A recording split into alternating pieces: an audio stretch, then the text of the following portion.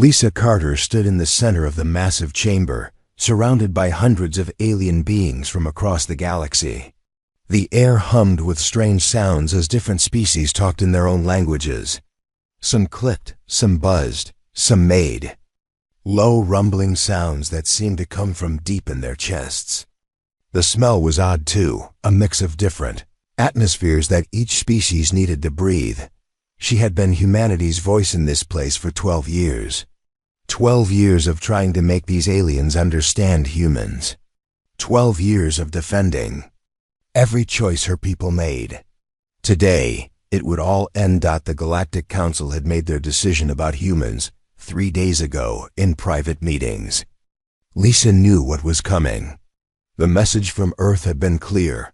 Accept whatever they decide with dignity. No fighting. No angry words. Just take it and leave quietly. The huge screen above the chamber showed the vote count. Lisa could see the numbers climbing against humanity. Species after species pressed their voting buttons. The Zeltharians voted against humans. So did the Corvan. The hegemony worlds voted against them too. Even species that humans had helped and saved over the years voted to kick them out. Lisa thought about all the times human ships had rushed to help when disasters struck alien worlds. When the plague hit the Sebacean colonies, human doctors had worked for months to find a cure. When pirates attacked the Outer Rim territories, human warships had fought them off. When earthquakes destroyed cities on Altair Prime, human engineers had rebuilt them stronger than before. None of that seemed to matter now. Ambassador Zareth of the Zeltharian Empire stood up at the head of the chamber. His crystal-like skin caught the light and threw rainbow patterns on the walls around him. He was tall, even for his species, and his 4 arms moved in the formal gestures that meant he was about to speak for the whole council. The vote is complete, Zareth announced. His voice came through the translation system in perfect English, but Lisa could hear the coldness in it. By a count of 847 votes in favor, 3 votes against, the motion passes. The human species is hereby expelled from the Galactic Council. The chamber erupted in sounds. Some aliens cheered. Others made approval noises in their own ways. A few sat quietly, but Lisa could see they were not unhappy with the result. Zareth raised one of his 4 hands for silence. The charges against humanity are serious and cannot be ignored. Excessive use of force in dealing with conflicts. Breaking the Concordat of non-interference on 17 separate occasions. Endangering civilian populations during military operations. Most recently, the incident at Kepler Station, where human forces destroyed an entire pirate fleet without attempting negotiation first. Lisa wanted to laugh, but she kept her face calm. Negotiation with pirates who had just killed 3,000 innocent people. The Coven had wanted humans to sit down and talk with murderers while more ships full of families were being attacked, but saying that now would not help anyone. The human species has 30 standard days to remove all presence from space beyond your home system, Zareth continued. All human colonies, stations, and military installations must be evacuated. Any human vessels found beyond the Sol system after that time will be treated as hostile. Lisa felt eyes on her from all around the chamber. Some aliens looked satisfied.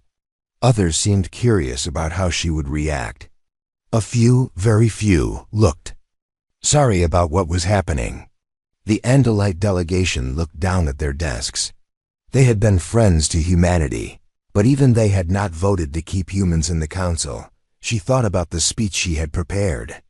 3 pages of careful words about friendship and cooperation. About how humans had always tried to do what was right, even when it was hard.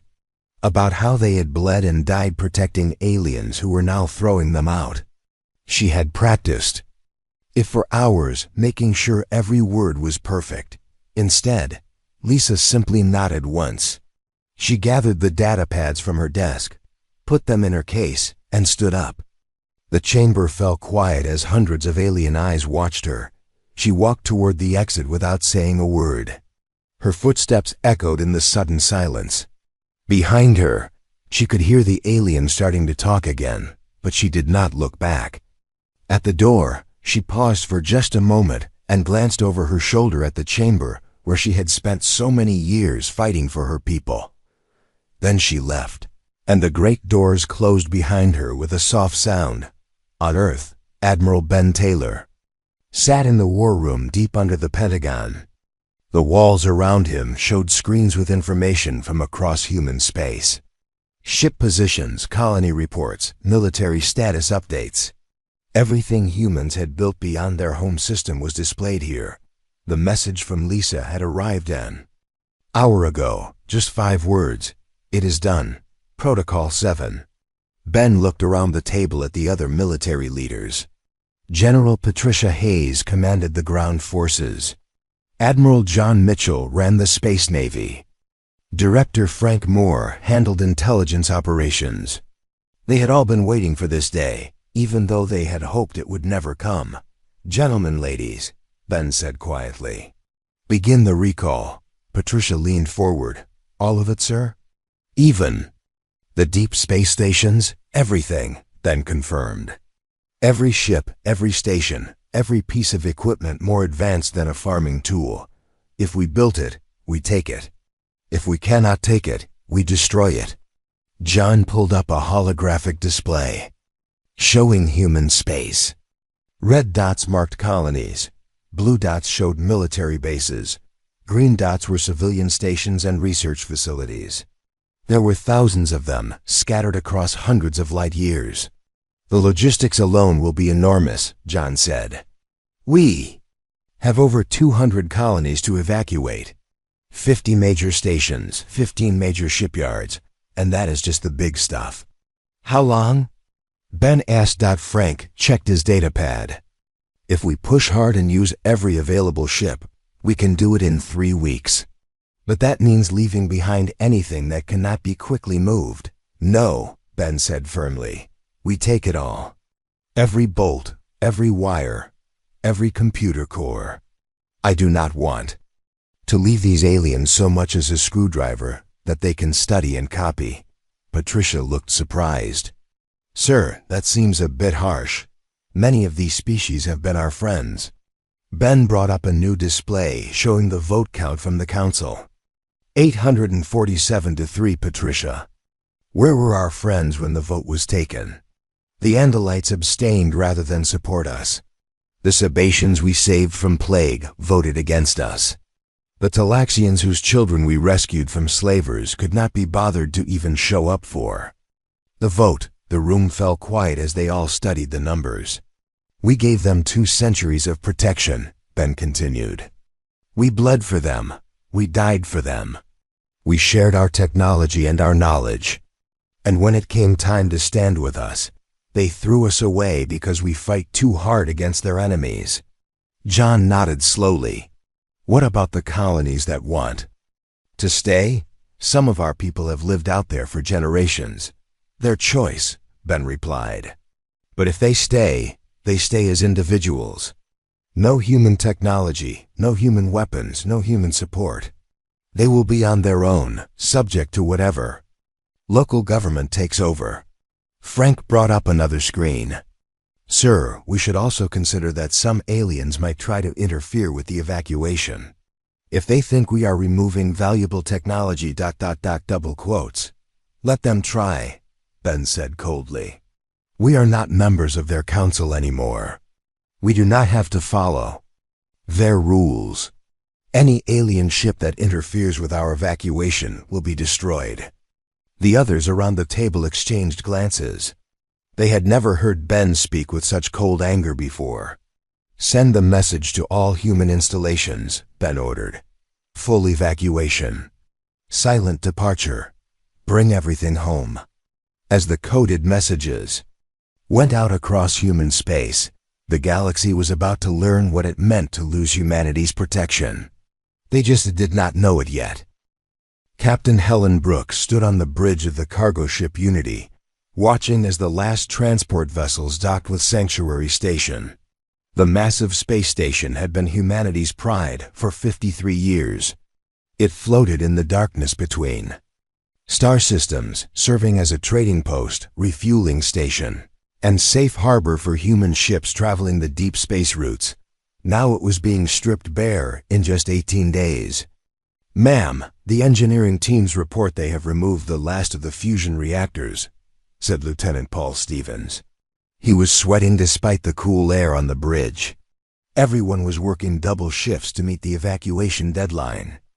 "The power grid is running on backup batteries only." Helen nodded and checked her status board. Every critical system had been removed from the station. The advanced computers, the weapon systems, the shield generators, even the artificial gravity units. What had taken decades to build was being taken apart in weeks. "What about the hydroponics bays?" she asked. "Gone, ma'am. Dr. Martinez took the last of the growing equipment this morning. Said he could not bear to leave the food production systems for aliens who voted us out." Through the viewports, Helen could see human ships of every size and type. Cargo haulers, passenger transports, military escorts, even converted mining vessels. Pressed into service. All of them loaded with people, equipment, and supplies heading back to Earth. A communication signal came through.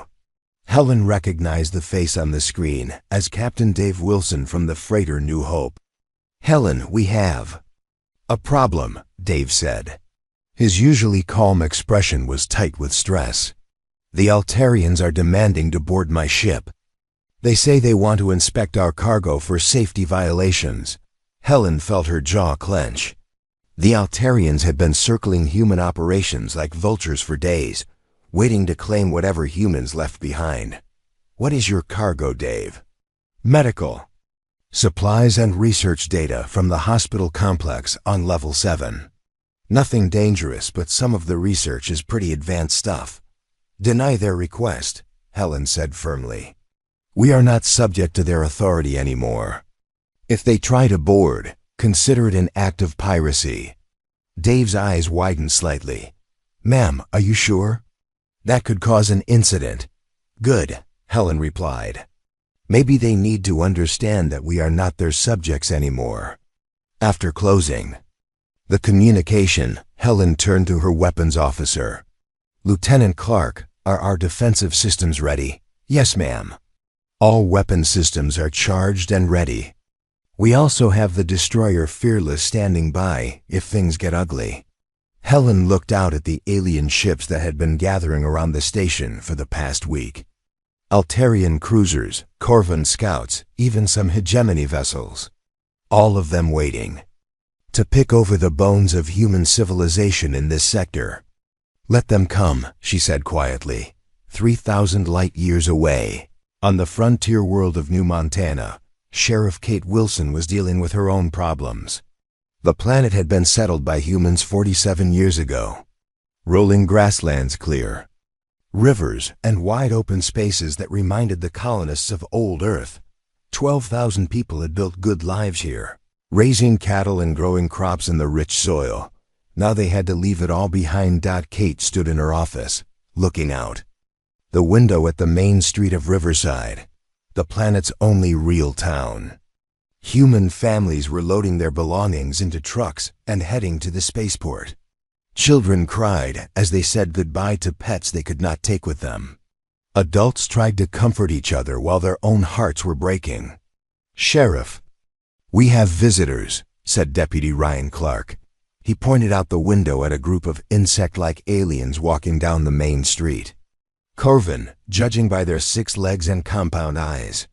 There were 5 of them, all wearing what looked like official uniforms. Kate had been expecting this. The Corvan Empire controlled the space around New Montana. With humans gone, the planet would fall under their authority. "What do they want, Ryan?" "They say they are here to discuss the orderly transfer of human property and infrastructure." Ryan spat into the wastebasket beside his desk. "Sounds like they want to catalog everything we are leaving behind." Kate put on her hat and checked her sidearm. "Come on, let us go talk to them." The Corvan leader was tall for his species, nearly 6 feet high when standing on his rear legs. His translator box spoke in mechanical English. I am Administrative Official Klex.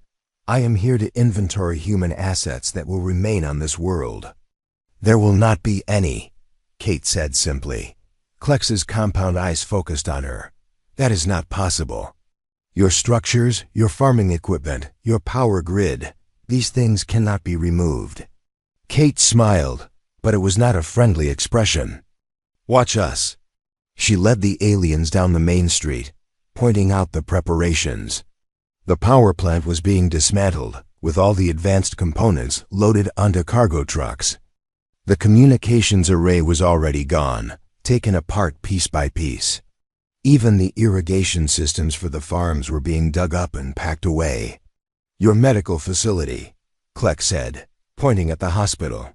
Surely you cannot remove an entire building. The building stays, Kate agreed. Everything inside it is leaving. Medical equipment, computers, drug manufacturing systems, even the beds. You can have 4 empty walls and a roof. The Corvin made agitated clicking sounds. This is wasteful. These resources could benefit the local population. What local population? Kate asked. The only people who live here are humans, and we are all leaving. If you want to colonize this world, bring your own stuff. At the spaceport, the scene was organized chaos. Transport ships landed, loaded with people and cargo, and took off again in a continuous cycle. Captain Jerry Martinez supervised the loading of the last group of colonists. Families with everything they could carry, farmers with seeds and tools, doctors with medical supplies. Sheriff Wilson, Captain Martinez called out as Kate arrived. We are ready for the final group. That includes you and your deputies. Kate looked back at the town she had protected for 8 years. The empty buildings, the abandoned farms, the life her people had built from nothing. What about the Corvin delegation? What about them? Martinez asked. They are not our problem anymore. They want to stay and take inventory of what we leave behind. Martinez checked his watch. They have 2 hours before we finish the atmospheric processors. After that, the air in the buildings will not be breathable for humans anymore. If they want to stay and count empty rooms, that is their choice. Kate raised an eyebrow. The atmospheric processors. Standard procedure, Martinez said with a slight smile. When we evacuate a colony, we take all life support equipment with us. The Corvin breathe a different atmosphere than humans. They will need to bring their own air systems if they want to use these buildings. 2 hours later, the last human transport lifted off from New Montana. Kate watched through the viewport as her world fell away below. The Corvin delegation was still on the surface, probably just beginning to understand that humans had taken everything that made the colony work. Back at Sanctuary Station, Helen was watching the similar scene play out on a much larger scale. The massive station that had been a hub of activity for decades was now just an empty shell. No power except emergency batteries. No life support beyond basic air circulation. No weapons, no shields, no advanced technology of any kind. The alien ships that had been waiting so eagerly were now keeping their distance. Whatever they had expected to claim, it was not this hollow structure drifting in space. Ma'am, incoming message from Admiral Taylor on Earth. Lieutenant Stevens reported. Helen nodded. Put him through. Admiral Taylor's face appeared on the main screen. Behind him, she could see the organized activity of Earth's Naval Command Center. Captain Brooks, what is your status? Station evacuation is complete, sir. All personnel and equipment are aboard transport vessels. We are ready to begin final departure sequence. Any interference from local aliens? Helen glanced at her sensor. Display showing the alien ships. They tried to board some of our vessels, sir. We convinced them it was not a good idea. Excellent. Begin your journey home, Captain. You and your people have done good work. As the last human ships departed. Sanctuary Station, Helen felt a mix of sadness and pride. Sadness for what they were leaving behind. Pride in how her people had handled an impossible situation with dignity and strength. The galaxy wanted humans gone? Fine, but they would take everything human with them. Let the aliens figure out how to keep the peace without human protection. Let them learn what they had really lost when they voted to throw humanity away. The exodus was complete. Now the real test would begin. Admiral Chun Vos of the Hegemony Third Fleet stared at the tactical display in his command center. 3 red blips moved across the star map, heading straight for the shipping lanes near Vega Prime. Pirates, the same kind of raiders that had been terrorizing merchant vessels for the past 4 months. "Sir, the merchant convoy is requesting immediate assistance," reported his communications officer. "They have 47 civilian ships loaded with food supplies for the outer colonies." Chun studied the display. The pirate fleet consisted of at least 12 warships, all heavily armed. His own force had 8 ships, but they were designed for exploration and patrol duties, not heavy combat. The pirates had been getting bolder and more aggressive since the humans left. "How long until we can reach the convoy?" Chun asked. 18 hours at maximum speed, sir." Chun closed his eyes. 18 hours. The pirates would hit the convoy, take what they wanted, and disappear into the asteroid fields long before his ships arrived.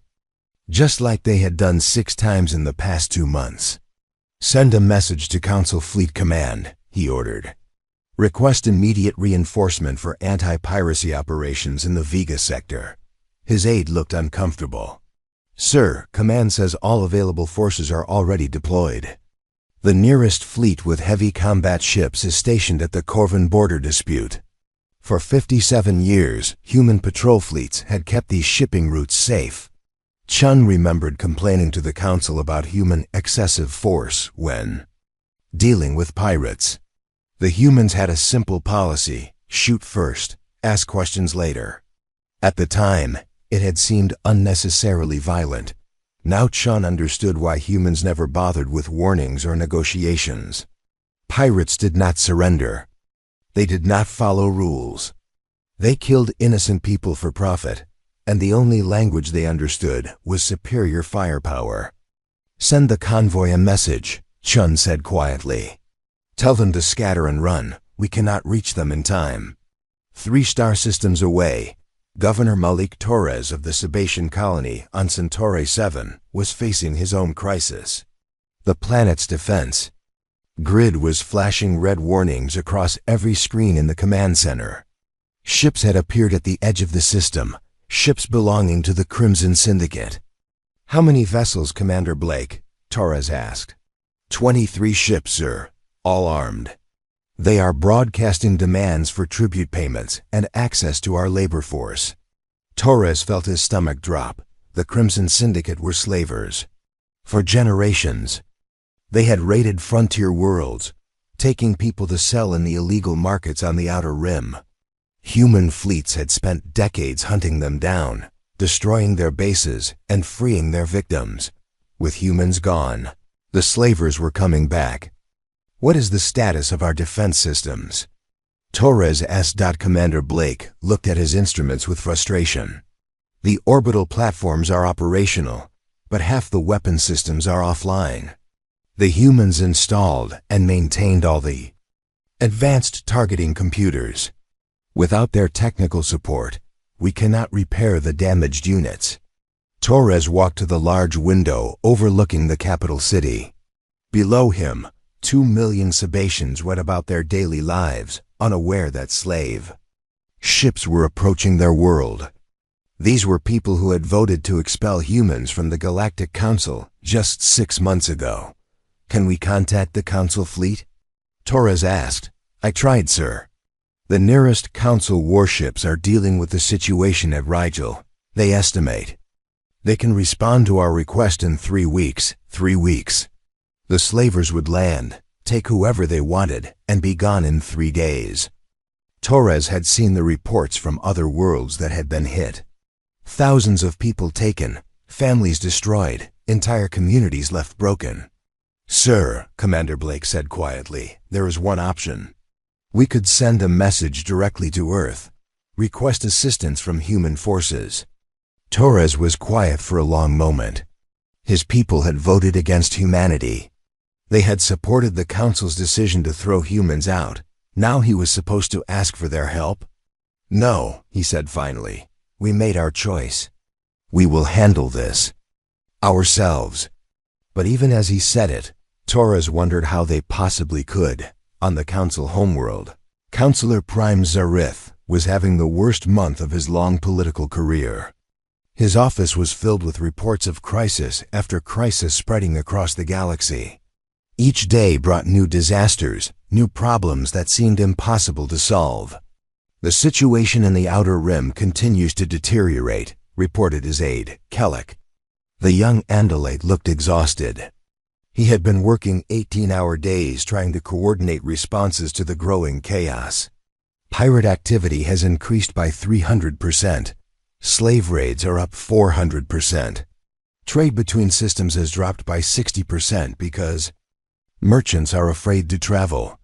Zareth looked at the holographic display showing the galaxy. Red zones marked areas of high pirate activity. Orange zones showed regions with active conflicts between member species. Yellow zones indicated areas with reduced council authority. There was very little green left on the map. What about our peacekeeping forces? Zareth asked. Stretched to the breaking point, sir. We have 47 active crisis situations and only 12 fleet groups to respond. Most of our ships are designed for patrol and inspection duties, not heavy combat operations. Zareth studied the reports on his desk.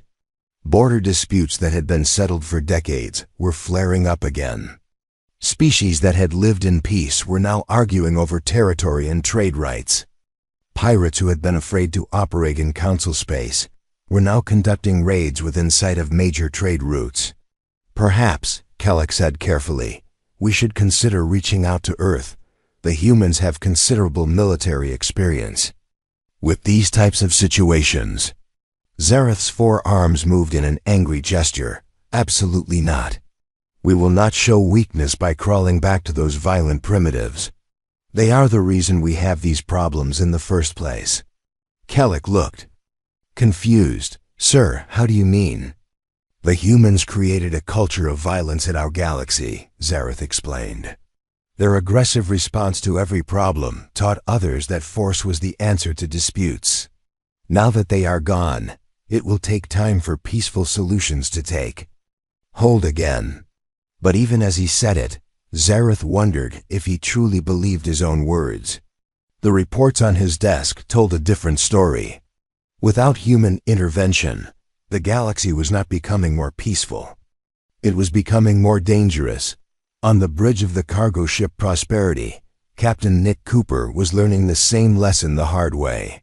His ship was carrying medical supplies to a plague-stricken world in the Altair system when pirates appeared. On his sensors, Captain, 3 ships approaching fast, reported his navigator. They are not responding to our identification signals. Cooper checked his ship's defensive systems. The Prosperity was a civilian vessel with minimal weapons. Against 3 pirate ships, they would not stand a chance in a fight. Send a distress call on all frequencies, Cooper ordered. Request immediate assistance from any council forces in the area. Sir, I am not picking up any council ships within 6 hours of our position. Cooper thought about the old days when human patrol fleets covered these routes. A distress call would have brought help within minutes. Human warships had been everywhere, keeping the space lanes safe for civilian traffic. Captain, his communications officer called out, the pirate ships are demanding we stop and prepare to be boarded. Cooper looked at his crew. 12 good people who just wanted to deliver medicine to 6 civilians. Do we have any choice? Sir, we could try to run. Our engines are pretty fast. Cooper shook his head. They would catch us and be angry about the chase. That would make things worse. For everyone. He opened a channel to the pirate ships. "This is Captain Cooper of the merchant vessel Prosperity. We are carrying medical supplies. We will comply with your instructions." As the pirates boarded his ship and took whatever they wanted, Cooper thought about how different things had been when humans patrolled these routes. Pirates had been afraid to operate openly. Merchants could travel safely. The galaxy had seemed like a civilized place. Now, only 6 months after the humans left, everything was falling apart. The Council had wanted to get rid of the violent humans who always solved problems with force. Instead, they had created a galaxy where force was the only thing that mattered, and they no longer had enough of it to protect their own people. The humans had not been the problem, Cooper realized. They had been the solution, and now they were gone. Commander Alex Porter stood on the bridge of the UE's Defiance, watching the tactical display that showed chaos spreading across known space. The ship was one of the newest vessels in Earth's fleet, built during the 2 years since humanity's return to Sol system. Unlike the older ships that had served in galactic space, the Defiance carried weapons and technology that no alien had ever seen. "Sir, we are receiving another distress signal," reported Communications Officer Maria Santos. "That makes 23 this week." Alex studied the message details on his screen. "Source and nature of emergency? Rigel colony, sir. Slavers hit. 3 settlements in the outer system. They are requesting immediate military assistance from any available forces." Alex looked at the star chart, showing Rigel's location. It was deep in what used to be human-protected space, now completely abandoned to whatever forces chose to operate there. "Any Council ships responding?" "Negative, sir. Nearest Council fleet is engaged with border conflicts in the Corvin sector. Estimated response time is 4 weeks. 4 weeks. Alex knew that slavers could hit a dozen more worlds in that time. The Rigel colonists would be long gone, sold in illegal markets on the Outer Rim, before any help arrived. "Signal received and logged," Alex said finally. "Continue monitoring." Maria looked surprised. "Sir, we could reach Rigel in 6 hours. The Defiance could handle any slaver fleet operating in that region." Alex turned away from the display. "We are not members of the Galactic Council, Officer Santos. Their problems are not our problems anymore." But even as he said it, Alex felt the weight of those 23 distress calls. 23 desperate pleas for help that Earth was choosing to ignore. On Earth, President Susan Mitchell sat in the Oval Office, reading intelligence reports that painted a grim picture of galactic affairs. The galaxy beyond Sol system was collapsing into chaos faster than anyone had predicted. "The situation is worse than our most pessimistic projections," reported Intelligence Director Frank Moore. "Pirate activity has increased by 600%. 47 worlds have reported slaver raids in the past month. 3 different wars have broken out between Council member species. The entire Outer Rim is essentially lawless territory now." President Mitchell studied the holographic display showing the galaxy. What had once been orderly, peaceful space under human protection was now a patchwork of conflict zones and criminal territories. "Any requests for assistance from the Council?" she asked. "None, ma'am. Counselor Prime Zareth continues to insist that the Council can handle the situation without human interference. His public statements blame the current crisis on the destabilizing influence of human military culture." General Patricia Hayes leaned forward in her chair. "Ma'am, we have the capability to restore order to those regions within months. Our new fleet is more advanced than anything we had when we served with the Council. We could end the pirate threat, shut down the slave trade, and establish peace in the troubled sectors." President Mitchell was quiet for a long moment. Through her office window, she could see the peaceful streets of Washington. Earth had become an island of stability in a galaxy torn apart by violence and chaos. "What would be the cost?" she asked. "Militarily minimal," General Hayes replied.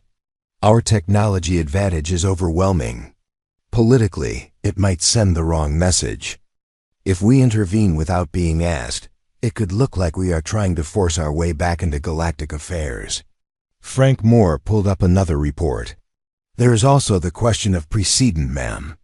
If we respond to these crises, we become responsible for maintaining galactic peace again. Are we prepared for that commitment? President Mitchell thought about the thousands of distress calls that had reached Earth over the past months. Desperate pleas from worlds under attack, colonies being raided, merchant ships calling for help as pirates closed in. Each one represented real people in real danger. Continue monitoring the situation, she decided. But no direct intervention. Unless formally requested by the Council. They made their choice. They need to live with the consequences. Deep in Council space, the consequences were becoming impossible to ignore. On the mining world of Kepler Prime, Administrator Carl Johnson was watching his worst fears come true. The planet's automated defense systems were failing one by one, and there was no one left who understood how to fix them. "Sir, the orbital platforms have lost primary power," reported Chief Engineer Lisa Park. "The fusion reactors are operating at 12% efficiency and dropping." Carl stared at the technical readouts that might as well have been written in an alien language. The humans who had designed and maintained these systems had taken all their knowledge with them when they left. What remained was advanced technology that no one else understood. "What about the instruction manuals?" Carl asked desperately. "We have them, sir, but they assume a level of technical knowledge that we simply do not possess." The humans never fully shared the theoretical foundations of their technology. "We know how to operate their systems, but not how to repair or modify them." Through his office window, Carl could see the mining facilities that had made Kepler Prime one of the richest worlds in the sector. The planet produced rare metals essential for advanced electronics throughout Council space. It was also completely defenseless. "Sir, incoming ships at the edge of the system," announced the sensor operator. "Configuration suggests pirate vessels." Carl felt his heart sink. 3 pirate fleets had already hit nearby mining worlds in the past month. The raiders were getting bolder, targeting more valuable facilities as they realized the Council could not protect them. "Send a priority distress call to Council Fleet Command," Carl ordered. "Sir, I have Fleet Command on the line. They say their nearest available force is the patrol group at Centauri. Estimated arrival time is 9 days. 9 days. The pirates would strip the planet bare and be gone in 3. Carl thought about the 18,000 workers and their families who lived on Kepler Prime, people who had trusted that the Council could protect them. Across the galaxy, similar scenes were playing out on hundreds of worlds. The Altarian trade Federation was losing 3 merchant ships per week to pirates. The Sebacean colonies were organizing refugee convoys as slavers swept through their outer systems.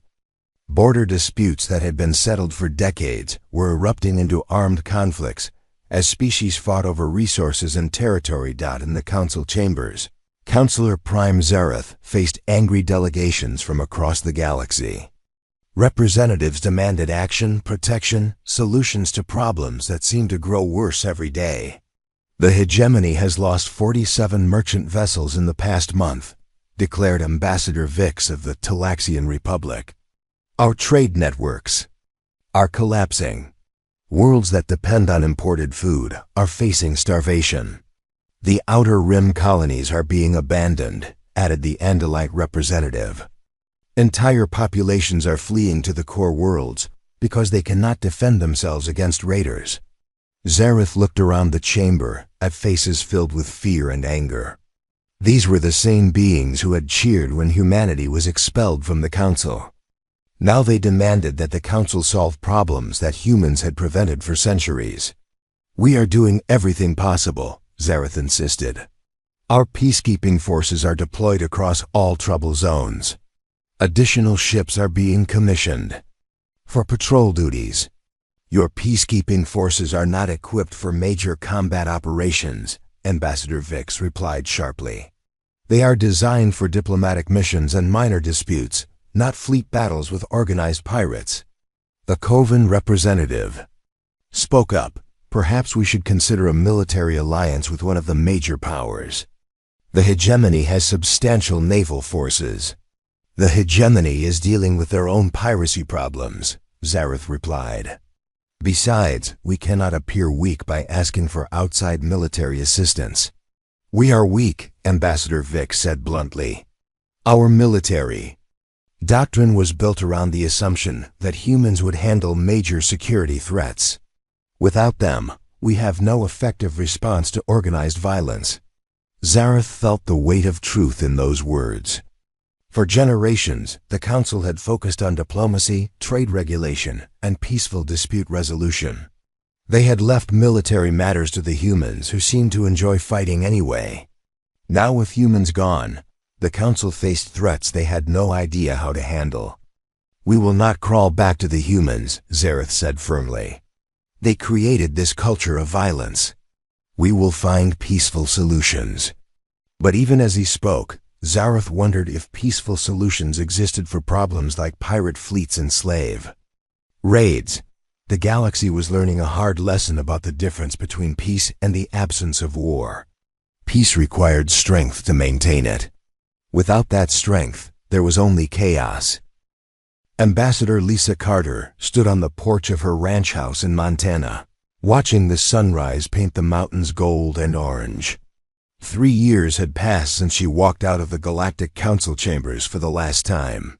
3 years of peace and quiet, raising horses and enjoying retirement, far from the politics of alien species.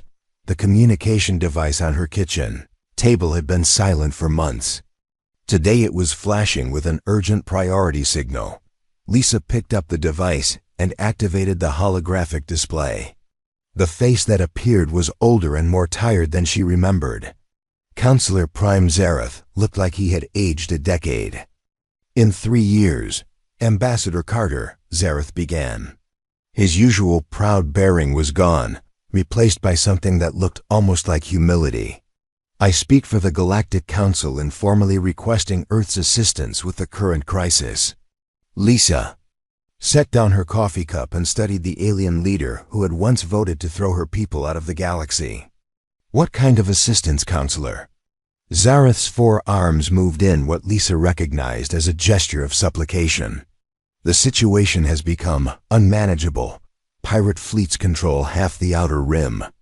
Slave raids have increased by 800%.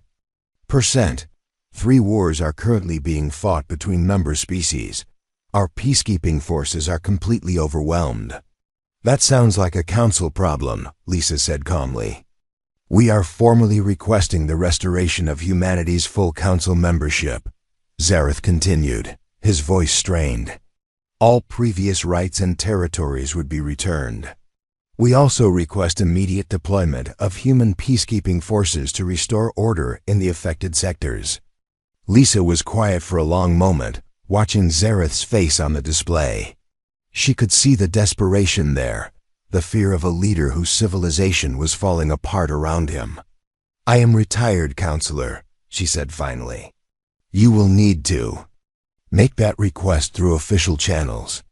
After ending the communication, Lisa walked back to her porch and sat in her favorite chair.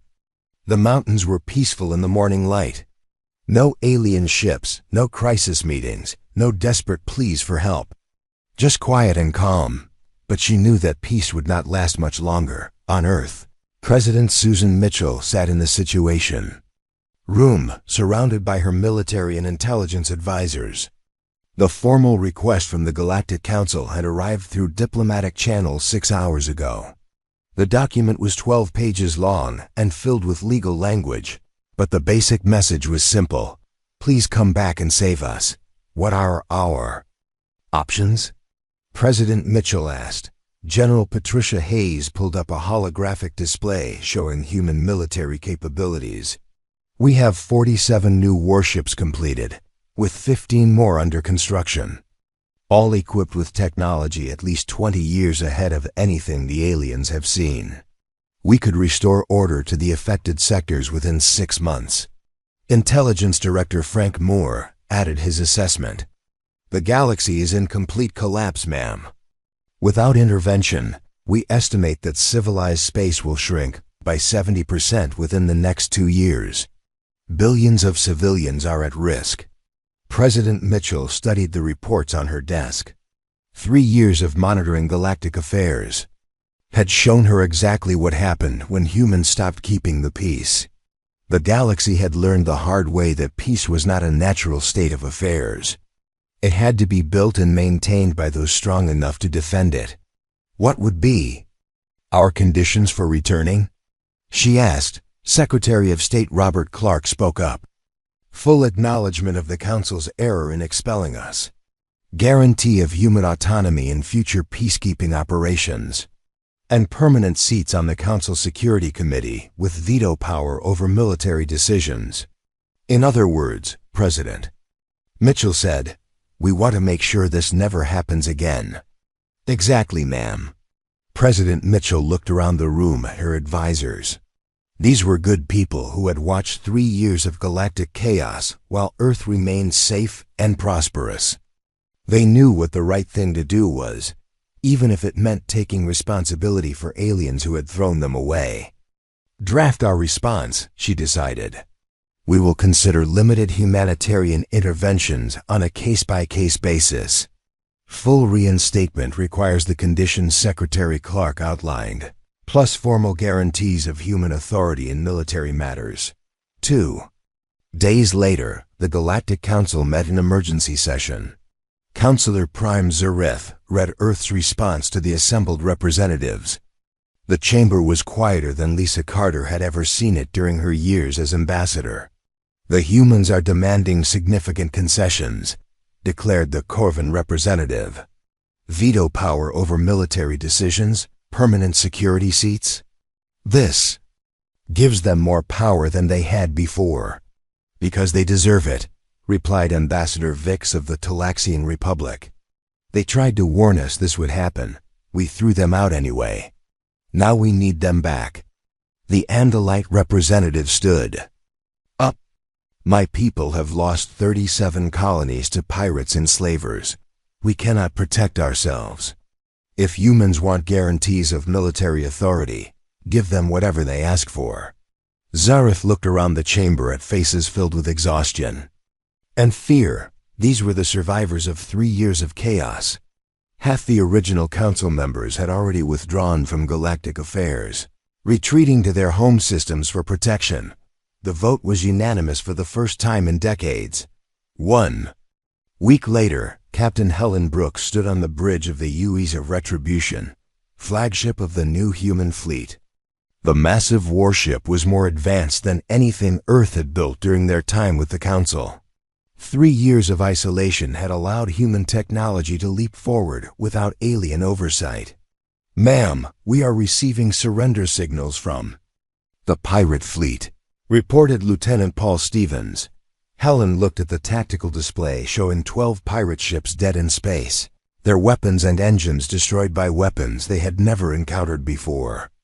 The battle had lasted exactly 17 minutes. Any casualties on our side? Helen asked. None, ma'am. The pirates never got close enough to threaten our shields. Helen opened a communication channel to the disabled pirate ships. This is Captain Brooks of the United Earth Navy. You have 30 seconds to abandon your vessels before we destroy them. Any pirates found operating in this sector after today will be shot on sight. She watched as escape pods launched from the pirate ships. The raiders who had terrorized this region for 3 years were running like scared children. Human warships had returned to galactic space, and the criminals who had flourished during humanity's absence were learning what real military power looked like. Signal from Admiral Taylor, ma'am. Stevens reported. Helen accepted the communication. Admiral Ben Taylor appeared on her screen, speaking from the bridge of his own flagship. Helen, how did the pirates respond to our return? About as expected, sir. 12 ships surrendered without a real fight. Word is spreading that humans are back. Good, we have similar reports from all sectors.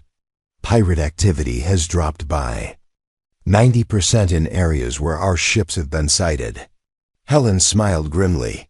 It seems they remember us, sir. Indeed they do. Proceed to the Rigel system. There are slave camps there that need liberating.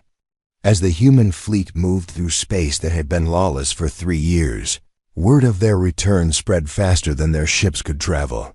Pirates, who had grown bold during humanity's absence, suddenly remembered why they had been afraid before. Slavers who had operated openly began retreating to the deep rim territories. Even the wars between council species began to quiet down as the combatants realized that human peacekeepers were coming.